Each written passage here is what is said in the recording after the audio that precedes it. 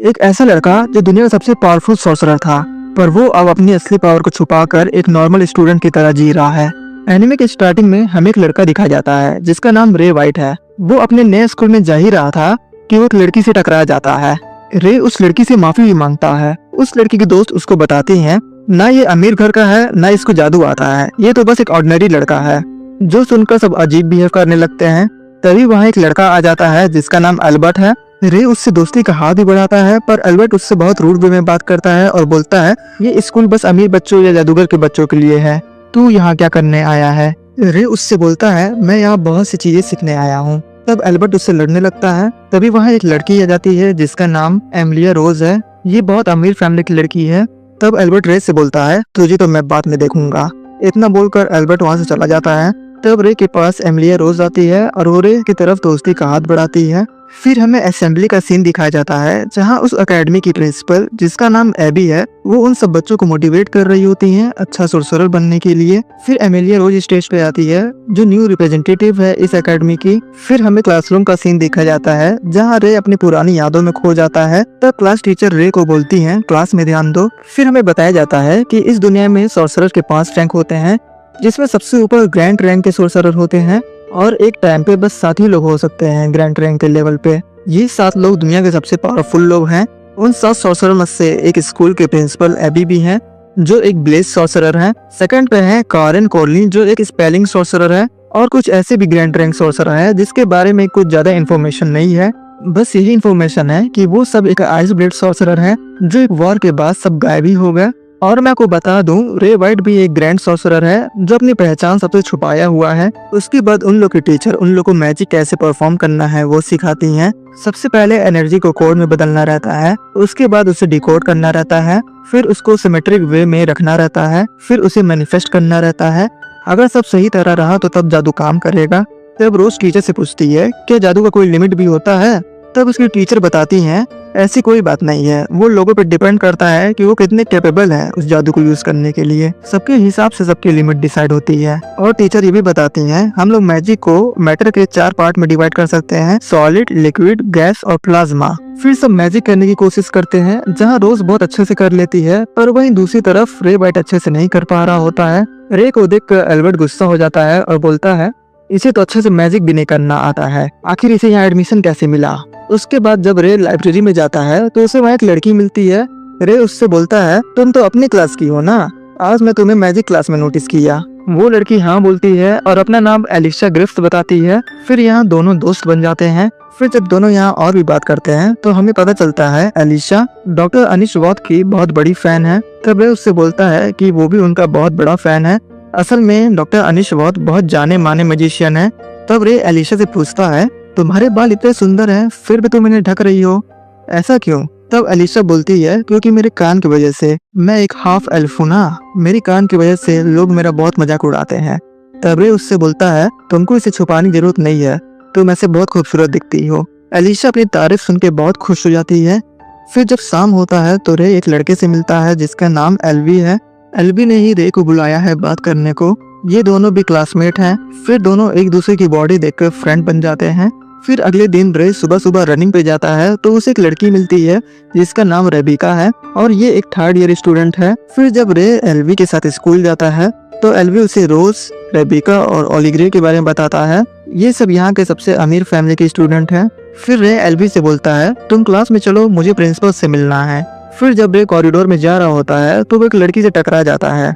इस लड़की का नाम क्लैरिश है। दोनों यहाँ थोड़ा बात करते हैं। फिर क्लैरिश वहाँ से चली जाती है क्योंकि इसको बहुत इंपॉर्टेंट काम रहता है। उसके बाद जब रे एबी से मिलता है तो हमें पता चलता है एबी रे को बहुत पहले से जानती है क्योंकि दोनों साथ में काम करते थे। गाइस आप लोग यकीन मानो इसके आगे वीडियो में बहुत मजा आने वाला है।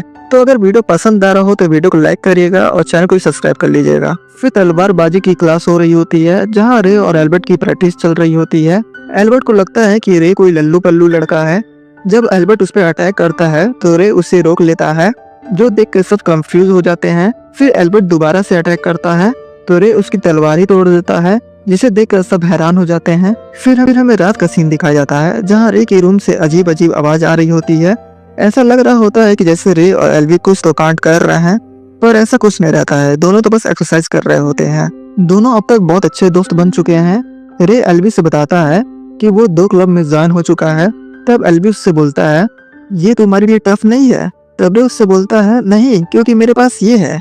हमें तो नहीं बताया जाता है कि उस टाइम रे के पास क्या है, पर वो जो भी चीज है एल्वी उसे देख के हैरान हो जाता है। फिर सीन कट होके दिखा जाता है रे एक और क्लब में ज्वाइन होने को आया है। ये एक एनवायरमेंटल रिसर्च क्लब है। इस क्लब में लोग फॉरेस्ट, माउंटेन, टीबर और बहुत सी चीजों पे रिसर्च करते हैं।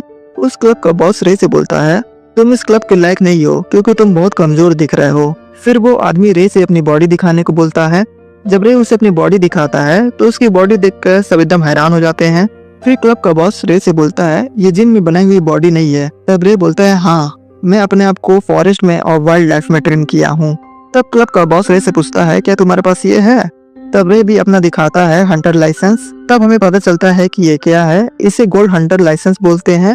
तब क्लब का बॉस रे को अपने क्लब में ज्वाइन कर लेता है। उसके बाद रे एक और क्लब में ज्वाइन होने को जाता है जहाँ की हेड रेबेका है। ये एक फ्लावर क्लब है। रे उन लोग से बताता है कि उसे प्लांट और फ्लावर में बहुत इंटरेस्ट है।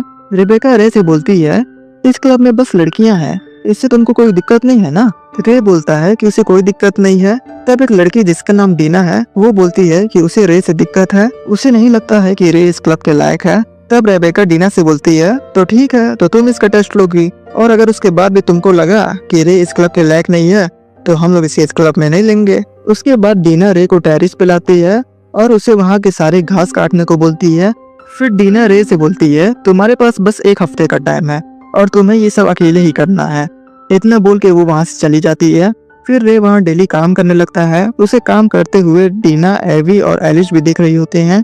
रे बहुत मेहनत से वहाँ काम कर रहा होता है। तब रेबेका रे से मिलने आती है और वो रे को फ्रूट सैंडविच देती है खाने को। रे को वो फ्रूट सैंडविच बहुत पसंद आता है। तब रेबेका उससे बताती है कि वो फ्रूट सैंडविच वो खुद बनवाई है अभी अभी कैंटीन से। तब रे बोलता है, तुम्हारे पास इतना सोर्स कैसे है यहाँ पे? तब रेबेका उससे बताती है, वो यहाँ की स्टूडेंट काउंसलिंग की प्रेसिडेंट है। कुछ लोग तलवारबाजी की प्रैक्टिस कर रहे होते हैं। तब रेबेका बताती है, कुछ ही दिन में तलवारबाजी का कंपटीशन होगा। तब रेबेका रे से पूछती है, क्या तुम इस कंपटीशन में पार्ट नहीं लोगे? तब रे बोलता है, मैं सोचूंगा। और फिर रेबेका रे की बॉडी देखने लगती है। वो उसकी बॉडी देख के बहुत इम्प्रेस हो जाती है और वहीं कुछ लड़कियां रे को देख के बुरा भरा बोल रही होती हैं। उन लड़कियों को लग रहा होता है कि रे एक नंबर का ठरकी लड़का है। रे बस 4 ही दिन में पूरा काम खत्म कर लिया है। ये देखकर क्लब की लड़कियां हैरान हो जाती हैं। तब डीना रे को एग्जाम में पास कर देती है। फिर हमें फ्लैशबैक दिखाया जाता है जहाँ प्रिंसिपल एबी रे से बोलती है, आजकल बहुत ज्यादा जासूस हो गए हैं, शायद इस अकेडमी में भी हो, अगर तुमको कुछ पता चले तो जरूर बताना। फिर जब रे जा रहा होता है तो उसे क्लैरिस दिखती है। रे को अचानक देखे क्लैरिस थोड़ा डर जाती है। रे उससे पूछता है, तुम इस टाइम यहाँ पे क्या कर रही हो? क्लैरिस रे से बोलती है, मैं बक्स को देख रही थी, मुझे बक्स बहुत ज्यादा पसंद है। अमीर फैमिली को डॉग्स और कैट्स पसंद होते हैं पर मुझे बक्स पसंद है। हाँ, मैं थोड़ी अजीब हूँ। तब रे क्लैरिस से बोलता है, यही बात तुमको सबसे अलग बनाती है, मुझे तो तुम अजीब नहीं लगती हो, मुझे भी बहुत ज्यादा बक्स पसंद है। ये बात सुन के क्लैरिस थोड़ा खुश हो जाती है। फिर यहाँ दोनों दोस्त बन जाते हैं। रे बोलता है, रात होने वाली है, फिर कभी हम लोग बक्स के बारे में बात करेंगे।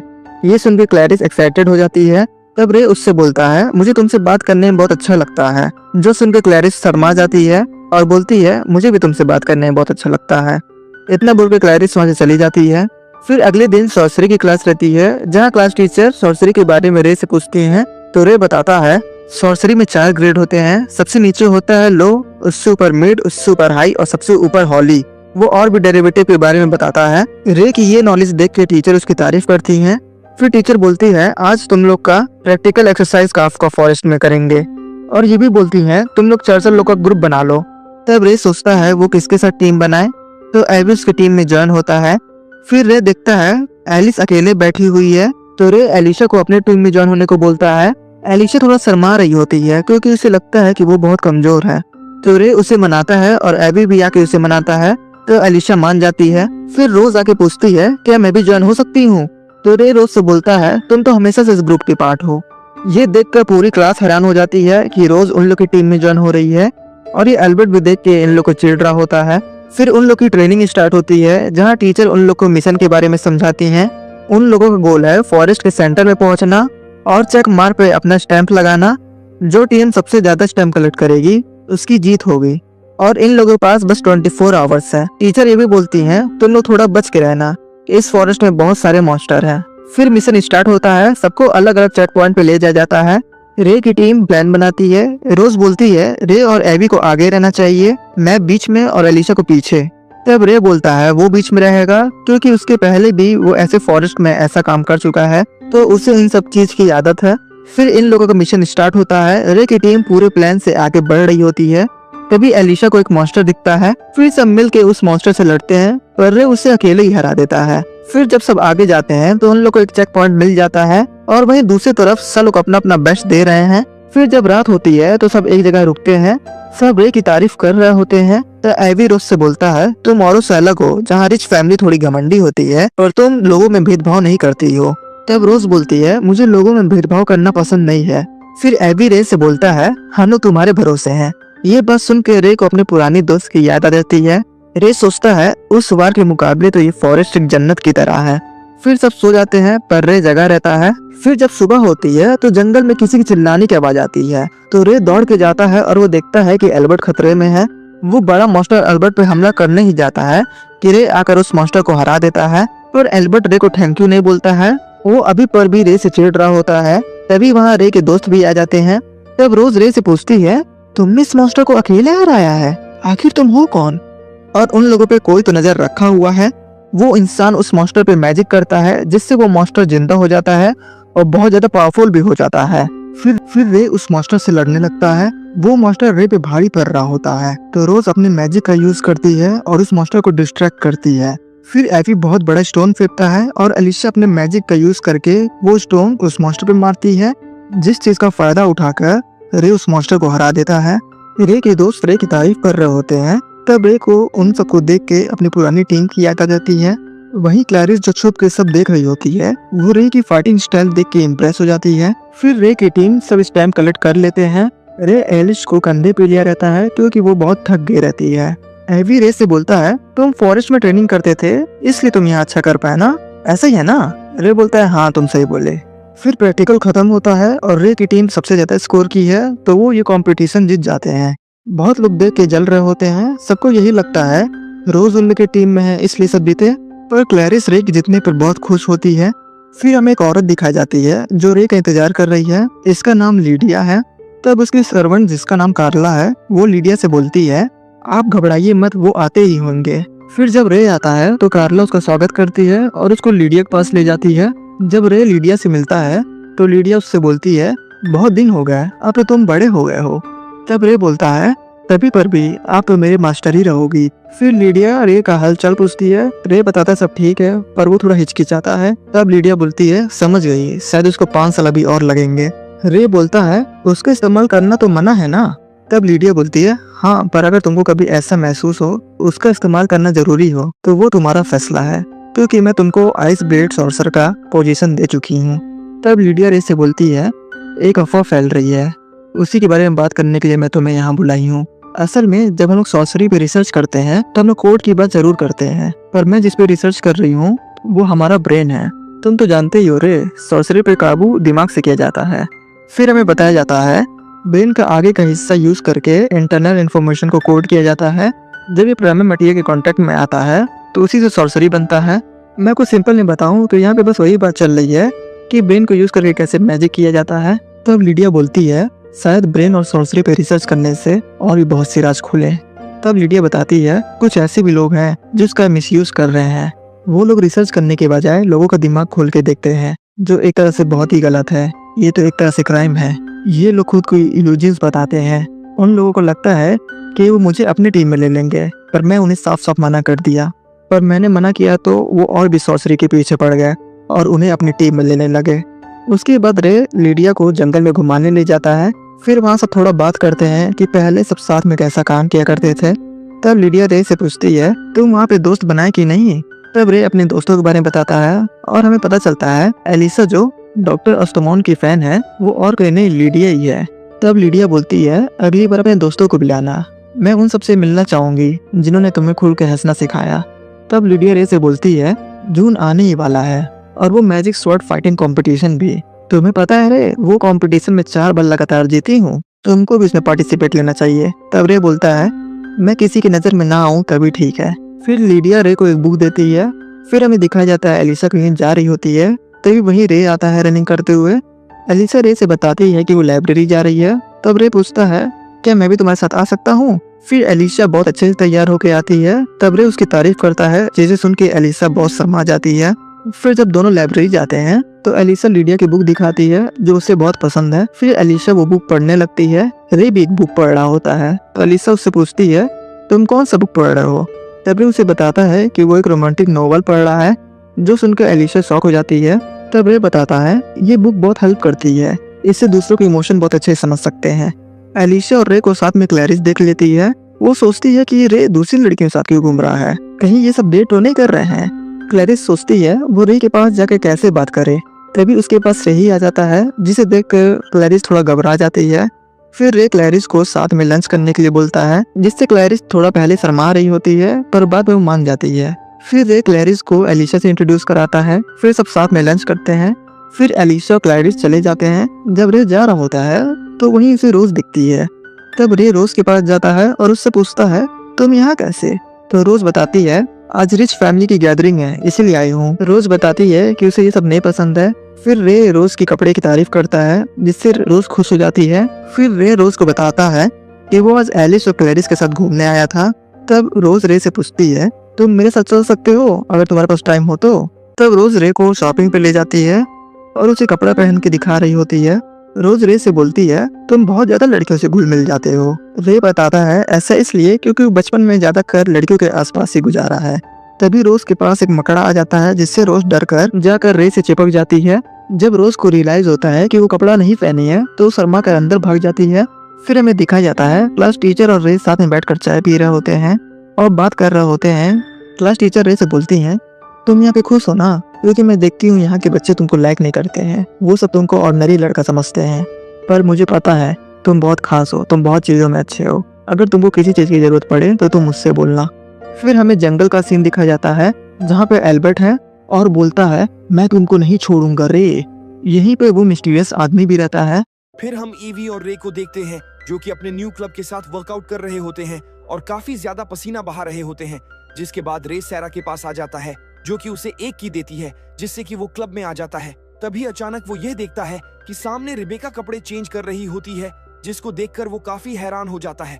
रिबेका भी उसे देखकर काफी चौंक जाती है और वह भी अचानक से ही दरवाजे को बंद कर लेता है। अब यह दोनों बाहर आ जाते हैं, जहाँ पर रे उससे माफी मांग रहा होता है। वो ये कहता है कि यहाँ पर जो कुछ भी हुआ प्लीज उसके लिए मुझे माफ कर दो, इसमें तुम्हारी कोई भी गलती नहीं है। आज मैं ही जल्दी आ गई थी, लेकिन तुमने जो कुछ भी देखा उसे भूल जाओ। जिसके बाद वो उसे एक बुक दिखाती है और ये बताती है कि फ्लावर्स सोर्सरी का यूज करके मॉडिफाई हो सकते हैं। क्या ये सच है? अब वो उसे लेकर बाहर आ जाती है और एग्जाम्पल के तौर पर ये वाला पौधा दिखा रही होती है। रे इसको देखकर काफी शॉक्ड हो जाता है। रिबेका भी रे को देखकर काफी खुश हो रही होती है। वो उससे पूछता है, तुम्हें क्या हुआ? वो ये कहती है कि मैं इस बात से काफी खुश हूँ कि मैं तुम्हें सारा कुछ बता पा रही हूँ। जैसे कि हम सारे जानते हैं कि रिबेका 3 नोबल फैमिलीज में से एक है, तो सारे लोग उससे दूरियां बनाकर रखते हैं, तो इसीलिए वह रे को देखकर काफी खुश होती है। अगर ऐसी ही बात है तो मैं तुमसे सारा कुछ सीखने के लिए रेडी हूँ। मैं भी तुम्हें सारा कुछ सिखाने के लिए तैयार हूँ, लेकिन मैं थोड़ी सी स्ट्रिक्ट टीचर हूँ। अब ये दोनों बैठकर उसी कंपटीशन के बारे में बातें कर रहे होते हैं कि उसके अंदर कौन कौन आने वाला है। रिबेका ये बताती है कि तीसरी नोबल फैमिली यहाँ पर नहीं रहती, लेकिन वो रोज को काफी कड़ी टक्कर दे सकते हैं कंपटीशन में। यहाँ पर सारे के सारे बच्चे मैजिक शेवेलियर की प्रैक्टिस कर रहे होते हैं। रोज अपने टीचर से कहती है कि मुझे रेस फाइट करनी है, लेकिन यह बच्चा तो पार्टिसिपेट नहीं कर रहा है। और रोज उसे कहती है, क्या तुम मेरे अपोनेंट बनने के लिए तैयार हो? मुझे इससे कोई भी दिक्कत नहीं है। अब इन दोनों के बीच में फाइट स्टार्ट हो जाती है, लेकिन फाइट से पहले ये दोनों ही काफी गप्पे लड़ा रहे होते हैं। जैसे ही रोज उसके ऊपर अटैक करती है तो रेस के अटैक को काफी आराम से ब्लॉक कर लेता है, पर तभी उसके सामने एक फ्लैशबैक आता है, जिससे कि वो अपना कंट्रोल खो देता है और नीचे बैठ जाता है। और ऐसे ही रोज इस फाइट को जीत जाती है। लेकिन यहाँ पर अल्बर्ट की अब भी सुलग रही होती है। इसकी भैंस की टैट अब अगले सीन में ये सारे बैठकर खाना खा रहे होते हैं और साथ में रे की तारीफें करते हैं कि उसने ये सारा कुछ कहाँ से सीखा, और वह ये कहता है कि ये सारा कुछ मेरी मास्टर का कमाल है। उनकी ट्रेनिंग सच में काफी स्ट्रिक्ट थी, पर यह जगह मेरे लिए काफी इजी पीजी है। पर तभी यहाँ पर अल्बर्ट आ जाता है और वो ये कहता है कि मैं तुम्हें ड्यूल के लिए चैलेंज करता हूँ, मुझे भी ये एक्सेप्ट है। जिसके बाद ये दोनों लड़ने के लिए एक जगह पर आ जाते हैं, जहाँ पर काफी बड़ा बैरियर भी लगा होता है। रे उससे पूछता है कि फाइट के रूल्स क्या हैं। वो ये कहता है कि लो ये स्वर्ड लो और तुम स्वर्ड सड़ी का भी इस्तेमाल कर सकते हो। पर सारे लोग ये देखकर काफी चौंक जाते हैं कि ऑल्बर्ट के पास एक रियल स्वर्ड है और वो ये कहते हैं, क्या तुम पागल हो? तुम एक रियल स्वर्ड से उससे फाइट करोगे? तभी ऑल्बर्ट अचानक से रे के ऊपर अटैक कर देता है, पर रे इससे बच जाता है।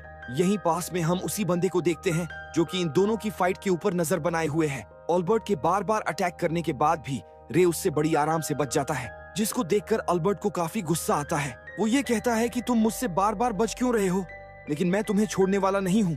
फिर हमें ऑल्बर्ट का एक फ्लैशबैक दिखाया जाता है, जहाँ पर हमें ये पता चलता है कि ऑल्बर्ट एक नोबल तो है, लेकिन उसकी फैमिली काफी नीचे आती है, तो सारे लोग उसके डैड को काफी परेशान किया करते थे। तभी से उसने ये डिसाइड कर लिया कि वो आगे चलकर काफी स्ट्रांग बनेगा और सभी को ये दिखा देगा कि उसके अंदर कितनी पावर्स हैं। प्रेजेंट में हम ये देखते हैं कि ऑल्बर्ट रे के ऊपर एक के बाद एक काफी खतरनाक अटैक्स कर रहा होता है, जिसको देखकर सारे लोग काफी हैरान हो रहे होते हैं। पर तभी हम ये देखते हैं कि रे अपनी स्वर्ड निकालकर उसके अटैक को अपनी स्वर्ड से ही काट देता है। ये देखकर ऑल्बर्ट की भी काफी फट रही होती है, क्योंकि रे उसके सारे के सारे अटैक से डच करते हुए आगे आ रहा होता है। ऑल्बर्ट उसे कहता है कि तुम एक नोबल फैमिली से हो ना, जो कि अपनी पहचान छुपाकर यहाँ पर रह रहे हो। नहीं, मैं एक नोबल नहीं हूँ, लेकिन मैं सोर्सरी का इस्तेमाल कर सकता हूँ। यह सुनने के बाद एल्बर्ट को काफी गुस्सा आ जाता है और वो अपनी मैजिक का इस्तेमाल करता है, जिससे रे के ऊपर एक फायर ड्रैगन अटैक करने के लिए आता है, पर रे उसे अपनी स्वर्ड से काट देता है। ऑल्बर्ट को भी इस बात पर यकीन नहीं होता कि वो हार गया। यहाँ तक कि रे के भी सारे के सारे दोस्त उसे देखकर काफी चौंक जाते हैं। रोज उसे पूछती है, आखिरकार तुम कौन हो? और जैसे रे अपने बारे में बताने वाला होता है, तभी अचानक से यहाँ पर एक मैजिक आता है, जिससे सारे लोग नीचे गिर जाते हैं सिवाय रे के। तुम सारे के सारे बच्चे सोर्सरी के लिए सैक्रिफाइस होने वाले हो। और अगली पल जब ये मास्क हटता है तो हम ये देखते हैं कि यह कोई और नहीं बल्कि टीचर ग्रे हैं। अब रे के दिमाग में भी ये सारी बातें क्लियर हो जाती है कि टीचर ग्रे भी उन्हीं बंदों के साथ मिली हुई है जो कि लोगों के एनग्राम को हथियाना चाहते हैं, यानी कि उनके ऊपर एक्सपेरिमेंट्स करना चाहते हैं। अरे वाह बच्चे, तुम्हारा दिमाग तो काफी तेज है। अब मुझे तुम्हारे एनग्राम में और भी ज्यादा इंटरेस्ट आ रहा है। तो वो तुम ही थी जिसने जंगल में हमारे सामने उस मॉन्स्टर को भेजा था ताकि तुम बच्चों को किडनैप कर सको, लेकिन तुमने मेरा सारा का सारा प्लान चौपट कर दिया। और देखो, अपने चारों तरफ मैंने यहाँ पर एक काफी खतरनाक बैरियर बना दिया है और एक साथ काफी सारे बच्चों को भी किडनैप कर लिया है। तो रे बेटा, तुम्हें मेरे टीचर की एक्टिंग कैसी लगी? एक्टिंग का तो पता नहीं, लेकिन मैं तुम्हारे हाथ पैर तोड़ने के लिए तैयार हूँ। अरे वाह, तुम तो काफी इंटरेस्टिंग हो। तो चलो, मैं तुम्हें थोड़ी देर के लिए जिंदा रखती हूँ और बाद में तुम्हारी एनग्राम को रिसर्च करूंगी। जिसके बाद इन दोनों की फाइट स्टार्ट हो जाती है। टीचर ग्रे उससे कहती है, मैं ये जानती हूँ कि तुम क्लोज कॉम्बैट में काफी अच्छे हो, लेकिन तुम सोर्सरी में मुझसे जीत नहीं सकते। रे भी उसके सारे के सारे अटैक्स को डच कर रहा होता है। वो ये कहती है, अभी ओई छबरी डच करना बंद कर, मजा नहीं आ रहा है। अब वो गुस्से में आकर एक अटैक उसके दोस्तों की तरफ करती है। रे को भी अपनी मास्टर की बात याद आती है कि जब भी तुम्हें जरूरत पड़े तो तुम मेरी पावर्स का इस्तेमाल कर सकते हो, यानी कि आइस ब्लेड सोर्सर की। रे कहता है क्रोनोस लॉक रिलीज, और अगले पल हम ये देखते हैं कि रे अपनी रियल फॉर्म में आ जाता है, जिसको देखकर टीचर ग्रे की भी फटनी शुरू हो जाती है और वो ये कहती है कि आइस ब्लेड सोर्सर, तुम जिंदा कैसे हो सकते हो? तुम तो फॉरेस्ट वॉर में मारे गए थे। नहीं, ऐसा कुछ भी नहीं है। ये सारी पावर्स मेरे अंदर पास ऑन हो चुकी हैं। अब वो गुस्से में आकर रे के ऊपर एक काफी बड़े फायरबॉल से अटैक करती है, पर तभी अचानक हम ये देखते हैं कि ये फायरबॉल एक ही झटके में वैनिश हो जाता है। ये देखकर ग्रे को काफी गुस्सा आ जाता है और वो इसे हराने के लिए एक काफी खतरनाक स्पेल को कास्ट करने वाली होती है। रे कहता है, एंटी मटेरियल कोड एक्टिवेट, और अचानक से यह पूरा का पूरा स्पेल ही गायब हो जाता है। ग्रे यहाँ से भागने का ट्राई करती है, पर रे उसे पकड़ लेता है। ग्रे काफी दर्द में यह कहती है, क्या तुम ही आइस ब्लेड सोर्सर हो? प्लीज मुझे यहाँ से जाने दो। ग्रे को देखकर ऐसा लगता है कि वो रे के सामने अपनी जान की भीख मांग रही है, लेकिन उसकी एक इविल स्माइल सारा कुछ चेंज कर देती है। तभी अचानक हम यह देखते हैं कि रे के ऊपर एक काफी खतरनाक फायर अटैक होता है, लेकिन अब भी उसे कुछ भी नहीं होता। यह देखकर ग्रे की भी काफी फट जाती है। क्या तुम एक मॉन्स्टर हो? मैं ये समझ गई कि मैं तुम्हें हरा नहीं सकती, क्योंकि तुम काफी स्ट्रांग हो। तुमने यहाँ पर जो कुछ भी किया है उसके लिए तुम्हें पनिशमेंट मिलने वाली है, और मैं तुम्हें जिंदा पकड़ने वाला हूँ। अगर ऐसी ही बात है तो मेरे पास कोई और रास्ता नहीं है। और वह एक इंजेक्शन को निकालकर अपने सर में घुसा लेती है, और जैसे ही यह कोड उसके दिमाग में एक्टिवेट होता है तो वह एक काफी खतरनाक मॉन्स्टर के अंदर ट्रांसफॉर्म हो। और उनके चैनल को जरूर सब्सक्राइब करिएगा, और इसका नेक्स्ट पार्ट यहाँ पे आ गया होगा, तब यहाँ पे क्लिक करके देख सकते हैं।